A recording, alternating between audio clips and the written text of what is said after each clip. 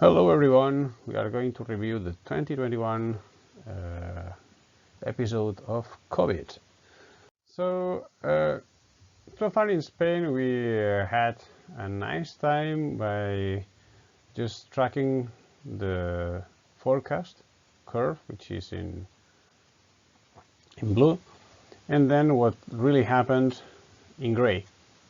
So we see that there was an episode where there was an under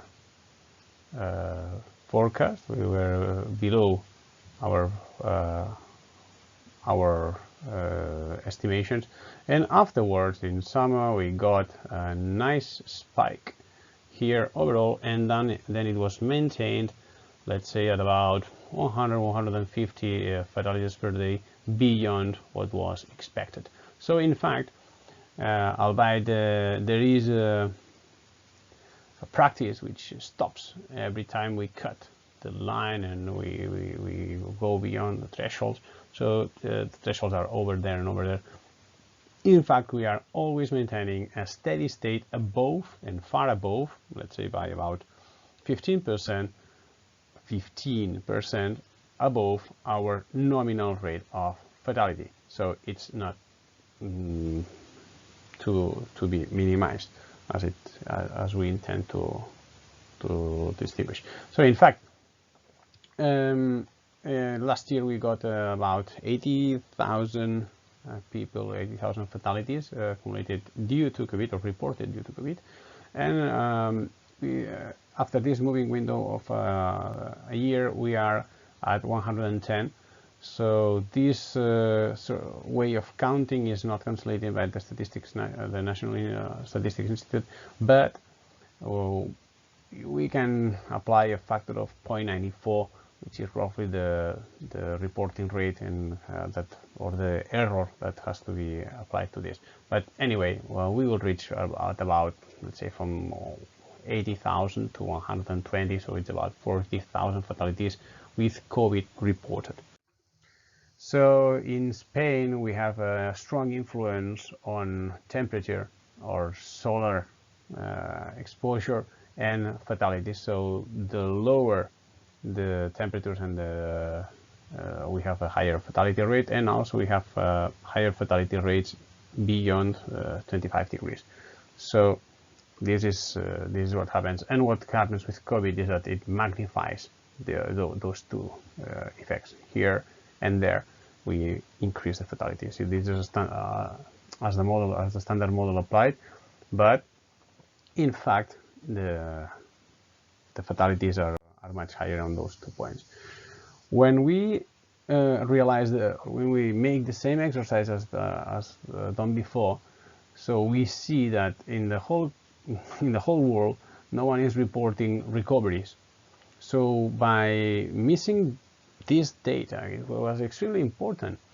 We are missing dates, and is the gap between the report date or the when the people got infected and when the people got free or left the hospital in reasonable state. So now we are unable to track this because the data is not anymore. So we are missing the days or the dates from and entering and leaving the hospital, and this is sad. It's a pity, but it happens the same almost everywhere in the world. So first country that we report as usual is US. US had a perfect system for tracking under steady condition. As soon as the winter spike was showing up, so there was a completely disengagement between the two curves, the infection rate and the fatality rate. So the fatality rate is it does not match so far. So either there was an underreporting on the fatality cases due to COVID, or there was an overestimation because more testing was applied at that time. Belgium, it happens exactly the same. It's not a matter of transatlantic behavior. It happens the same in Europe. So Belgium has a nominal rate and everything goes fine, but as soon as it has a spike, immediately the two curves differ. Germany, exactly the same. So it looks like during the episode when in June, July, when there is a low number, so this is July 2021, there is perfect control. It looks like it's under control, and as soon as the spike shows up, something happens, and either the fatalities are not as controlled or not detected as COVID, or there is an over control displaying a higher or a much higher than expected infection rate so far. Italy, which was historically a country which had a perfect or almost perfect match between the two curves, in this episode is astoundingly diverging, and this is something that really shocks me, because it had from the very beginning an almost perfect match between the curves, and this time it shows some sort of uncontrolled or manipulated or whatever it is. So it's weird.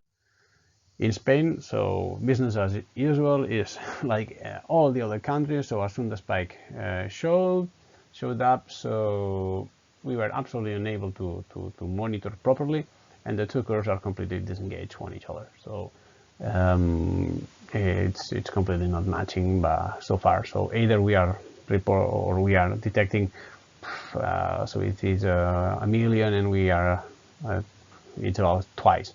So we should either detect twice the cases on fatalities. I don't know. We should double check, or we should halve the detections on infections here to be consistent along the year. In South Korea, every single episode they never match. They never matched in the past, so they are not going to do it any further in the future. Is not expected. So, in fact, the curves are so dissimilar that it's absolutely impossible to understand what's going on in that country. And France is a country that implemented the compulsory vaccination for everyone, but it doesn't seem under control since Christmas. So after Christmas, everything pumped up, and now no one is able to know whether this is due to an over control or over diagnosis, and or here another many people were not under scrutiny after death to check whether they were due to COVID or not. And so far in the world, as most of the reported world is in the northern hemisphere, we see that this is about the same. So after Christmas Eve, there is a perfect mismatch between what the reported fatalities due to COVID, and the infections or the confirmed infections. So this is what it is by now. So we cannot rely or trust that much on the statistics reported, and also we are missing really relevant data as we had before, which allowed us to compute the hospital days and the overwhelming or the saturation of the health system. So in the good news side, we have that fortunately it looks that the fatality has let's say stagnated at around 1-2% of the detected cases, but we see that the detected cases are not true to the fatalities, and this is what we should be careful on how we report and how we interpret this data.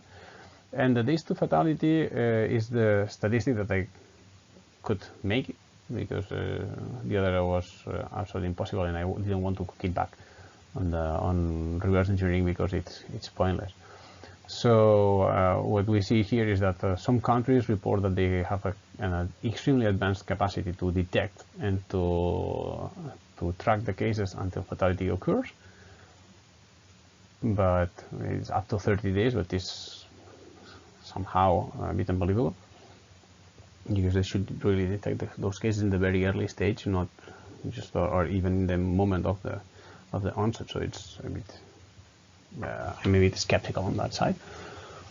And I would invite you to keep skeptical on everything I say as well.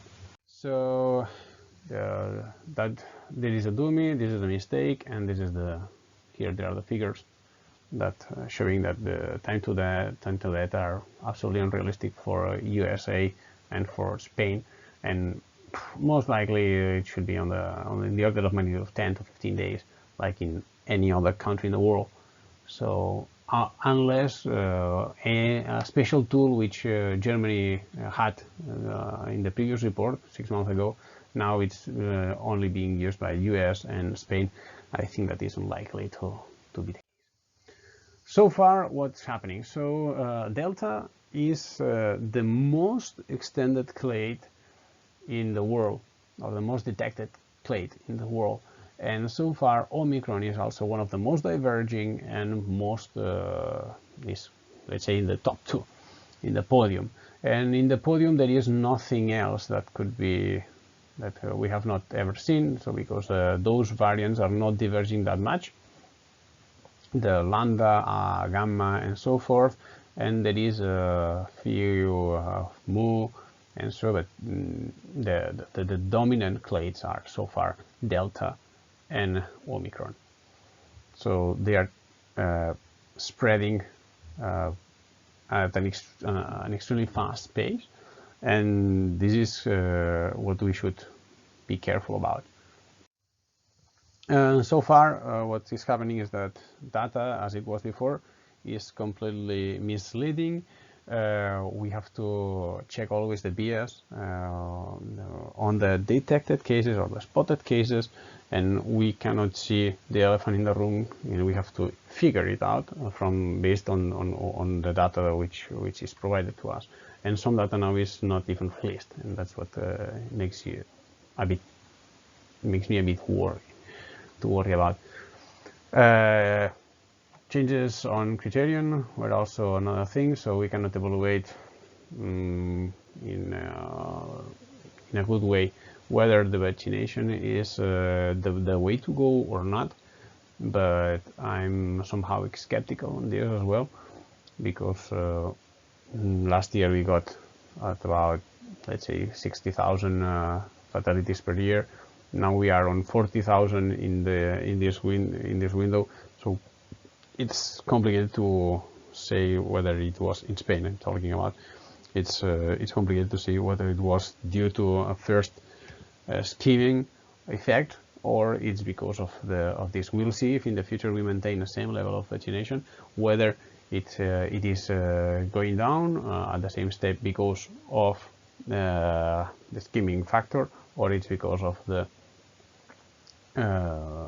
vaccination effect. And we have also many vectors that we have not yet seen, like other pets, other animals, which could spread also the COVID.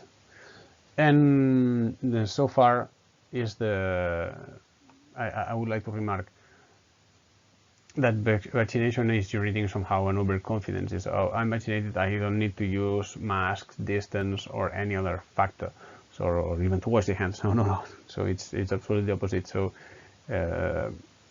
countermeasures against spreading shall be maintained, and on individual basis. So you don't have to wait until the cops force us to wear or the politicians write a silk document saying about stupid things on how to mitigate that, because in 2 years they were absolutely unable to stop anything, and fatalities are still occurring due to COVID. And the more it spreads, the more it mutates, and the more likely is to expect heavy mutation that instead of being mild, it will be stronger. So now we are at about this stage. So it's we have not controlled, but we normalize the situation. So we just go ahead, and we just expecting the day after.